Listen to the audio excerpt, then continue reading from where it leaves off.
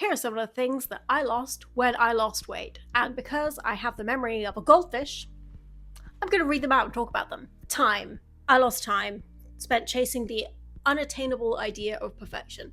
To be fair, I spent so much of my time obsessing, like trying to be smaller, trying to be skinnier. It took up so much mental energy and time when I could have been doing fun stuff. Energy wasted on self criticism instead of living fully. Yeah, it's amazing how much self-hate actually takes out of your energy. Like, you could be doing so many fun and interesting things that you actually want to do, but you're kind of too afraid to because you're too busy constantly doubting yourself, and then you constantly overcompensate for that by trying to be nicer and people pleasing to other people so that they will finally undo the knots in your head. So basically, someone told you that you're not good enough, and you have been kind of compensating and people pleasing so that someone tells you that you are good enough. But no one's gotten around to that yet because everyone's kind of in the same boat. So here is me going, you are good enough. You are so wonderful. You're so special. You're so important. And I appreciate you so much. But you got to start saying that to yourself because you deserve it, because it's true, because it's fucking true. And that person who didn't make you feel like you're good enough, they can suck it. The freedom to think without judgment or to just be. Think without judgment. Yeah, you know what? This is a really weird and wonderful thing that you don't realize until you're out of it, how much your like obsession with losing weight consumes every single second of your mindset. Like, there's no space for things like you that you can enjoy. Like, you can't go out and hang out with your friends without thinking, oh my god, what are they thinking of me? Are they judging me for eating the breadsticks? Like, what's going on? Like, oh, they look so much better than me, I shouldn't have worn this outfit. Like, it consumes every single thought in your brain. And I just lost so much freedom to actually have fun with my friends because I was so obsessed with, was I good enough? Was I thin enough? Was I pretty enough? Was I, maybe next time when I finally lost more weight, then it will be different. But the thing is, it's exactly the same no matter what. It's just how you're perceiving the moment that changes. Anyway, next one. A sense of control that was really just control over my self-worth. I don't know if that's really profound or if that makes no sense at all, but I do kind of get it. Like, you feel so out of control of your self-worth, you know? Like, your self-worth is so in the hands of other people because you're just waiting for somebody else to tell you that you're skinny or you're pretty, and you're just waiting for other people to notice like how much smaller you are and therefore better in your head. And it's so out of control. You have no control over that. You have to wait for other people to decide to do that for you, and people are rarely going to do that. And if they do, your brain immediately writes it off like, oh, they're just saying that to be polite. Like, it's amazing how many times you'll get a compliment and then it'll just be written off in your brain as like, yes, but that's what you were just expecting to do. So regaining the self-control of telling yourself and controlling your self-worth by constantly reassuring yourself is something that I have gained but lost when I was losing weight, which is the point of the video, which I may have forgotten when I started rambling. Time I could have spent truly bonding with friends instead of obsessing over my body. Girl, I have so much adventures that were lost because I was just obsessed. Like, how many times have you not gone out for dinner or not gone and done something? Like, my friend will be like, oh my god, do you want to go to the beach? And you'll be like, oh, and be seen on the beach in a bikini? No, thank you. You know, there are so many fun adventures that you have missed out on because you're so obsessed with being small or finally losing weight. And I know that I lost so much time and fun and connection with the people that I love in life. And they're the things that you remember when you're like living life. Like, when I think about 5 years ago, I don't think about what body size I was thinking about how much fun I had with my friends. And I try and look back at that time and just think, that's what we need to keep going, is focusing on the life that you're making, not what you look like in that life, because that's not what people remember. The happiness I once felt without weight comparison. It took me a while to get that, but I think I know what I mean, because you can tell I wrote this and I clearly don't know what I mean. It's a really amazing space in your head when you're not comparing your body to other people. It's freedom. It's the type of freedom that we are all desperately looking for but can never truly find, because the world is constantly trying to make us feel insecure so they can profit off our insecurity by selling us stuff. And I lost that sense of happiness and freedom when I started losing weight. Not in in an unhealthy way. Like, I'm not anti-weight loss, do not get me wrong, it's your life and your body, and I'm all about making sure that you're happy in your body, and part of that is taking care of it, so working out and eating nutritious food and snacks. Do not forget the snacks. Like, I'm big, I have been doing CrossFit for 10 years, like I'm big on exercising and living your best life and doing whatever you want, but I feel like I lost so much happiness when I just spent my entire time comparing my weight to what I was, what I could be, what this person, what's that person. Like, it steals your soul. My self-confidence, which disappeared as I tried to shrink myself. Yeah. Yeah, the more I lost weight, the more that I was obsessed, the more that I was trying to shrink myself, the more unconfident I became, because my entire self-worth was being wrapped up in how small can I be. And I don't know if you're like me, but like a competitive person, now I'm gonna put my laptop down.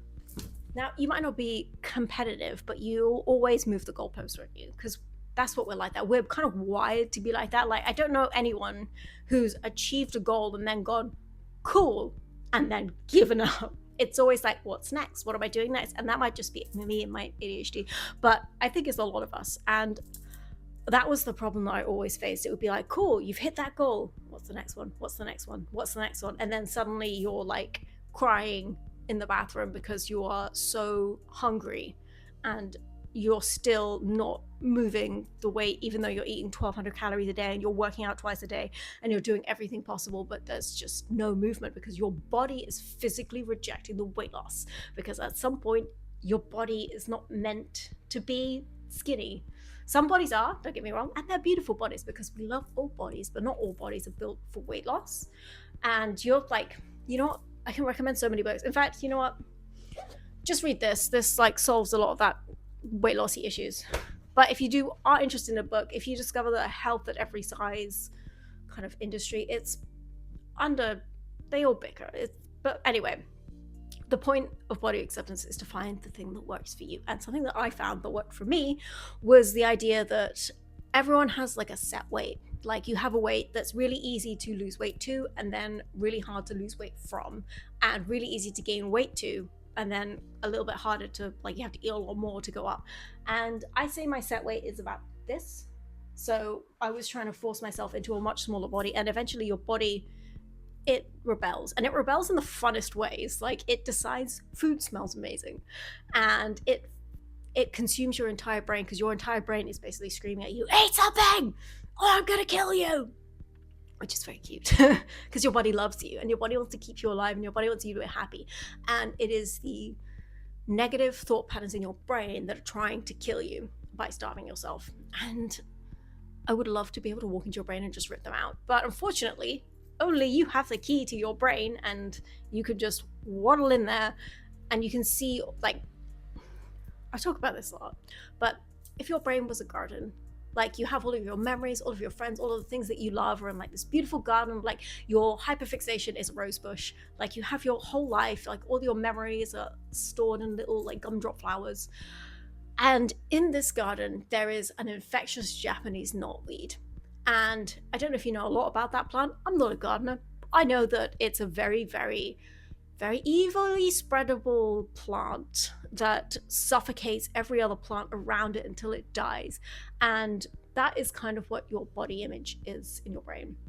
It's this Japanese knotweed that's just coming as like, you're not good enough. Like, someone planted that, someone got the you're not good enough knotweed, planted it in your brain, in your beautiful garden.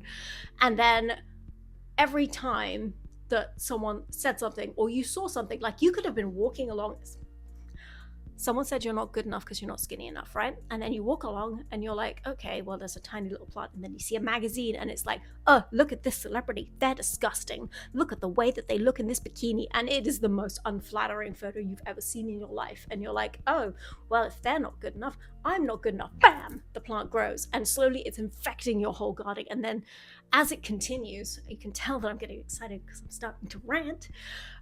It consumes your entire garden. And you try and think back of memories that you had or things that you love, and it's just contaminated as this knotweed is trying to suck all of the life out of you, because that's the point of it. And It's a really, really hard plant to get rid of, like in the real world and in your brain. And to start that is to hack it down, is to, when you hear the little Japanese knotweed going, you're not good enough, that person's prettier than you, you'll never do that, maybe you would if you were skinny. That's when you have to hack it away and be like, nope, back off, Satan, not today, and keep pushing it back. And then eventually you can start to get to the root and try and rip the roots out. And that's the bit that takes a really, really long time. And it's okay, because you have a lifetime to try and dig it out, because the chits are stacked against us all, really, because insecurity is profitable. Probably already said it in this video, we'll say it in nearly every video. Keeping you insecure is profitable for so many people. The beauty industry is a like billion-dollar industry, probably trillion-dollar industry. It is big. They want your money, and this is the best way to get it from you, by keeping you insecure and hating yourself. There is nothing more rebellious in life than loving yourself unconditionally and saying, oh, actually, I'm just good enough as I am. People hate that, and the world's going to try and convince you that that's not true, but it is true. So be a rebel and absolutely love yourself with reckless abandon. And just so you know, just so we're very, very, very clear in your garden, you are so beautiful, you are so wonderful, you are so worthy, you're so good enough. I see how hard you work so hard, and you do so much, and I know it can hurt to try and even fight for yourself and advocate for yourself, but you need to do the hard work, because I'm not physically there to punch anyone in the face that disrespects you.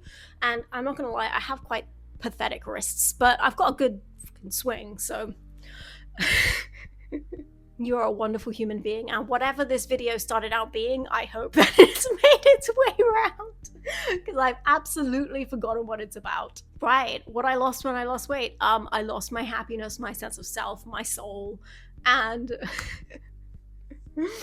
I am so grateful that I disconnected the size of my body and weight loss with my self-worth, because I'm good enough, even if there are days when I forget that. But that's when I get on my hat and my machete and I get just chopping down in my garden. Right, I better go. I love you. Thank you so much for watching. You are such a wonderful treasure in this world. And I hope that you know every single day that you are worthy and beautiful and gorgeous, and you have a great butt shelf.